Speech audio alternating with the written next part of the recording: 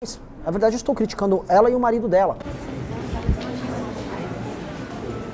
Olá, amigos da imprensa, estou aqui à disposição de vocês para perguntas. Mais uma vez, Lula e Flávio não vieram ao evento com os candidatos à presidência. Como o senhor avalia isso? Eles não querem falar, da parte do Lula, cadê o dinheiro que o Lulinha levou dos velhinhos? O Lula não quer falar disso, está fugindo desse assunto como o diabo da cruz, tá? O Alckmin vem aqui, não sei se ele vai falar para a imprensa sobre esse tema. Esse tema vem sendo um problemão para o Lula e o Lula não quer tratar. Assim como o Flávio não quer falar do seu envolvimento com o Banco Master, da prestação de contas do filme Dark Horse.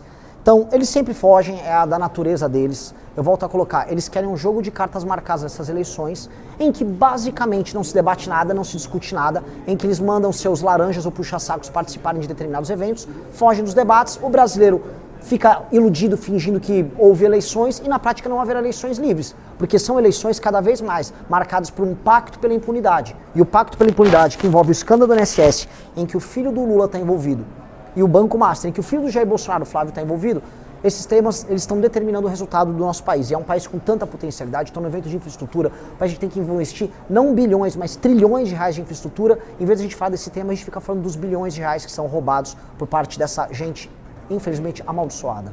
Candidato, você falou aqui sobre a questão dos cortes, né, para que isso gere um superávit e isso possa ser revertido em investimento aí em infraestrutura. Queria que o senhor comentasse um pouco mais. Perfeito. A nova âncora fiscal do Brasil, que vai fazer o Brasil crescer, mas crescer pra chuchu, pra crescer muito. É muito simples. O que for vinculação e indexação vai ser transformado em superávit. O que for corte de gastos obrigatórios, por exemplo, super salários, privilégios que existem, por exemplo, em certos setores dentro da Previdência. Um exemplo são militares, que têm super salário, o judiciário também tem. Cortes de certas renúncias fiscais multibilionárias que existem para setores pouco efetivos. Isso vai virar investimento direto na área de infraestrutura. Saneamento básico, estrada, ferrovia, rodovia e ir para o nosso super programa de desfavelização. Não existe nação séria em que as pessoas vivam em favela, em que as pessoas bebam água de esgoto. Visitei alguns lugares do Brasil em que as pessoas tomavam água de esgoto. É uma das coisas mais tristes que possam ter. Isso atinge diretamente as populações mais pobres, naturalmente, as populações negras nas regiões do Nordeste, na região Norte, população indígena. Então, o maior programa de direitos humanos é um programa baseado, vejam só, em infraestrutura. Então, tudo que eu cortar de gasto obrigatório vai ser naturalmente direcionado para a infraestrutura. Investimento em infraestrutura vai aumentar a competitividade do Brasil e vai fazer a gente ser um país muito, mas muito melhor. Candidato, a primeira-dama divulgou uma nota de repúdio nas suas falas durante o debate de misoginia. Queria saber se o senhor se arrepende dessas falas ou se mantém elas. Na verdade, eu estou criticando ela e o marido dela.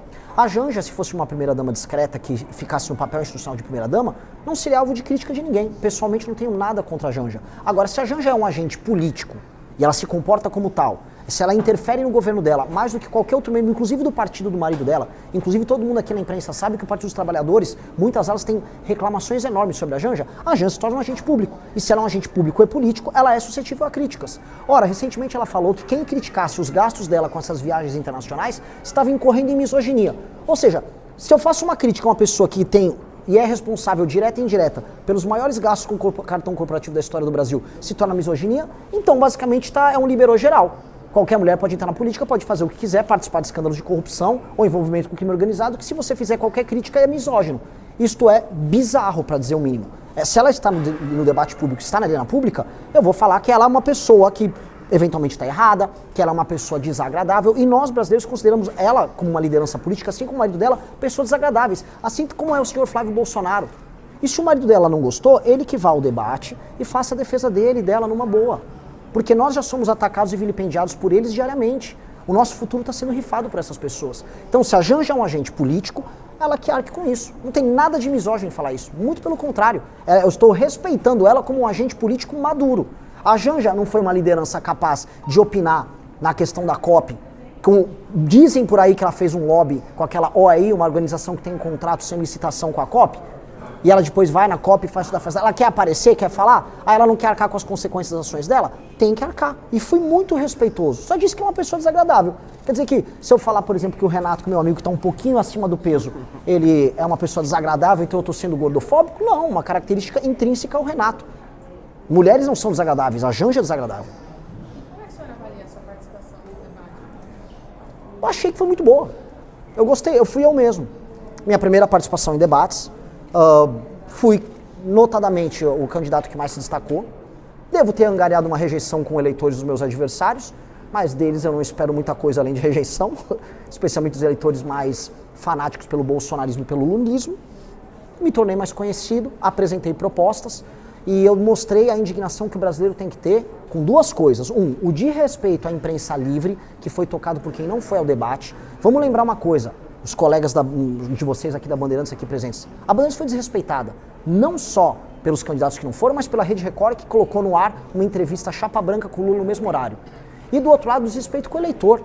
Como é que pode o eleitor que fica se matando em brigas familiares ali, eu sou Lula, eu sou Bolsonaro, aí o Lula e o Bolsonaro não vão no debate? Ou seja, o eleitor é o laranja, o otário, é o cara que é usado por eles para brigar, enquanto eles avisam, não, é estratégico não debater propostas. Isso é uma vergonha histórica para o Brasil. Candidato, alguns membros, tanto do PSD quanto do Avante, avaliaram que o senhor foi agressivo no debate. Acho que isso já chegou a ser comentado aqui. O mesmo avaliou o PL e o PT, que já afirmaram que não devem ir a encontros que o senhor estiver participando. A avaliação do senhor a estratégia que o senhor tem de ser mais incisivo nas falas, nas acusações contra os outros candidatos, o senhor acha que isso pode afastar os outros ou afasta o eleitor do senhor? Como é que o senhor está avaliando a estratégia do senhor e como o senhor pretende convencer o eleitorado de que essa estratégia é a melhor para angariar esses votos? Veja, eu fui muito respeitoso com o Cury e com o Caiado. O Cury, inclusive, me chamou de gentleman ao final do debate. Quem quer me vender como um cachorro louco está se dando muito mal. Caiado e o Cury são pessoas honestas, tenho discordâncias com relação ao programa e discutir programa com eles, como se tem que fazer numa democracia com pessoas honestas. Agora, o Flávio e o Lula estão envolvidos em escândalo de corrupção e eles têm que ser tratados como tal. Assim, temos que tratar as pessoas da maneira como elas merecem ser tratadas. O Flávio e o Lula serão tratados como pessoas envolvidas em escândalo de corrupção, Cury, Zema, que não foi ao debate, não entendi o porquê, e Caiado como homens que pleiteiam administrar o Brasil com um programa, que eu discordo, mas que eu tô lá para discutir. Então, não é que eu sou agressivo, eu sou verdadeiro nas minhas intenções e verdadeiro na minha indignação. Eu acho que a gente precisa ser verdadeiro. A gente vive num país que está quebrado, que está tomado de escândalo de corrupção, que está com uma crise fiscal gigantesca, com o crime organizado tomando as nossas cidades. O Brasil está muito machucado. Se a gente ficar passivo, fingindo platitudes, eu posso ficar aqui dando um discurso genérico para vocês, a gente mostra que a gente não tem coração. Para resolver os problemas do Brasil vai muito da cabeça, você tem que ter projeto. Mas se não tiver coração junto para você botar uma energia grande, você não vai resolver essa equação. Esse aqui é um país que está sendo feito para dar errado. Tudo está sendo construído para dar errado. Você vai ter que meter muito coração no meio para você conseguir resolver isso. Candidato, mas a questão da rejeição que o senhor falou sobre os eleitores que votam, tanto em Flávio quanto em Lula, no eventual segundo turno. Como vai ser essa sua movimentação para conseguir esses votos? Falar a verdade para eles. Veja, na vida você tem que ser rejeitado. Se você não for rejeitado, se você não tiver inimigos na vida, quer dizer que você não lutou por nada. E eu luto por coisas que eu acredito de verdade. Então, se uma pessoa, por exemplo, acredita que a política do Lula de fazer um acordo com o STF para obter impunidade nos casos do Master INSS é bom, eu sou adversário desse eleitor. Eu não vou conseguir concordar com ele. Eu não vou conseguir achar que isso é bom para mim, para minha família, para vocês. Se alguém for falar para mim que a quebra do sigilo de fonte, que é a cláusula pétrea, que foi feita pelo STF é algo bom e o governo atual está quietinho sobre isso, isso tem que ser aceito, eu vou falar que não. E eu vou falar que um eleitor que apoia isso está errado. Nós temos que defender, assim, nós temos que inaugurar uma era no Brasil que é o político falar o que pensa a despeito do dano que ele vai ter de imagem. Tem que morrer a era do marqueteiro político. Marqueteiro político que avisa que o candidato tem que falar para não aumentar a rejeição. Não estou ligando se aumentar a rejeição. Se eu, como candidato, falhar, haverá outro candidato pelo Partido Missão na próxima eleição.